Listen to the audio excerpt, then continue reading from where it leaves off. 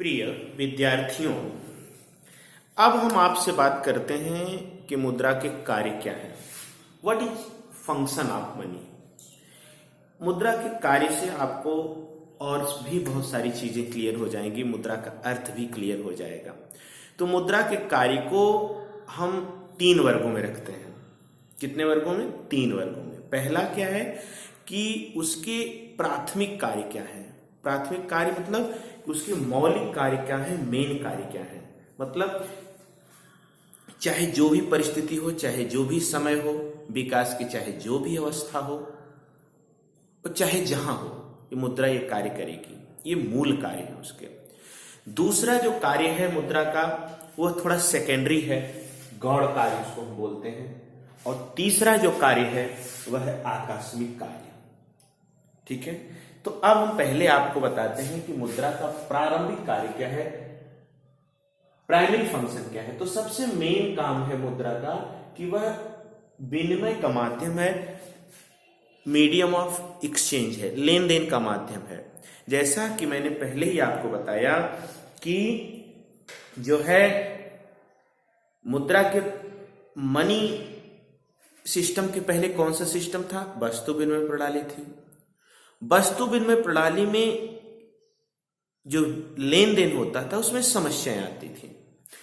अब उन समस्याओं को दूर करके विनिमय का माध्यम कौन बन गई? मुद्रा। वस्तु विनिमय में क्या था कि एक साथ आपको खरीदना भी है, बेचना भी है, मतलब क्रय और विक्रय एक साथ होते थे। जैसे आपने किसी से कोई वस्तु एक तरफ आप ले रहे हैं तो दूसरी तरफ दे रहे हैं। मनी ने आके क्या किया कि क्रय को अलग कर दिया, विक्रय को अलग कर दिया। आज मेरे पास सामान है, मैं आज अपना सामान बेच रहा हूं, सामान को मैंने मुद्रा में बदल लिया पहले, मतलब विक्रय कर लिया। अब क्रय अब जब करेंगे जब हमें जरूरत होगी, मतलब क्रय को हम फिर अपनी जरूरत के हिसाब से मुद्रा में बदलेंगे। तो इसका मतलब यह हुआ कि इसने क्रय और विक्रय को अलग कर दिया और विनिमय का माध्यम बन गई। विनिमय का माध्यम किस लिए बन गई? क्योंकि यह इसको लेन देन के लिए सब लोग स्वीकार कर रहे हैं, सर्व स्वीकारोक्त है इसकी, सरकार ने मान्यता भी इसको दी है और इसमें तरलता भी है।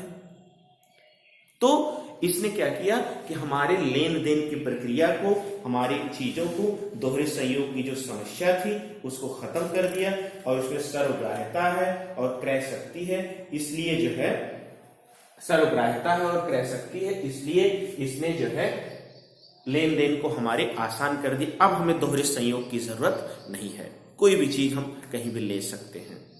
ठीक है, और हम जो है ये भी कर सकते हैं। अब हमें छोटे छोटे टुकड़े, मान लीजिए जैसे मैंने बताया कि भाई अगर कोई बड़ी चीज है उसको हम बेच रहे हैं, विभाजन नहीं कर सकते वस्तु विनिमय, लेकिन मुद्रा में क्या है कि हम बड़ी चीज को बेच के मुद्रा में फिर छोटे से छोटा चीज लेना चाहें तो छोटे छोटे टुकड़ों में भी मुद्रा बटी हुई है तो आप ले सकते हैं। तो इन सब क्रियाओं से विनिमय की क्रिया आसान हो गई। दूसरा क्या है? यह मूल्य का मापक है। मतलब जैसे आप, मुद्रा एक ऐसी चीज है कि जिसमें आप दुनिया की सारी वस्तुओं को नाप सकते हैं। ठीक, जैसे कपड़ा मीटर में नापते हैं, वजन किलोग्राम में नापते हैं, ऐसे सब चीज को किसी एक चीज में किस में नापते हैं? मुद्रा से।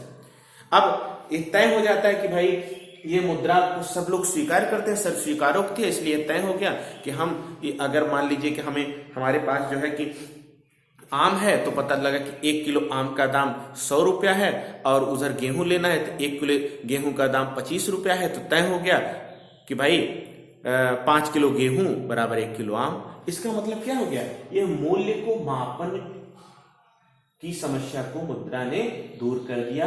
तो ये विनिमय का माध्यम और मूल्य का मापक, ये दोनों इसके क्या कार्य हैं? प्रारंभिक कार्य हैं, मुख्य मेन इसके प्रारंभिक कार्य हैं।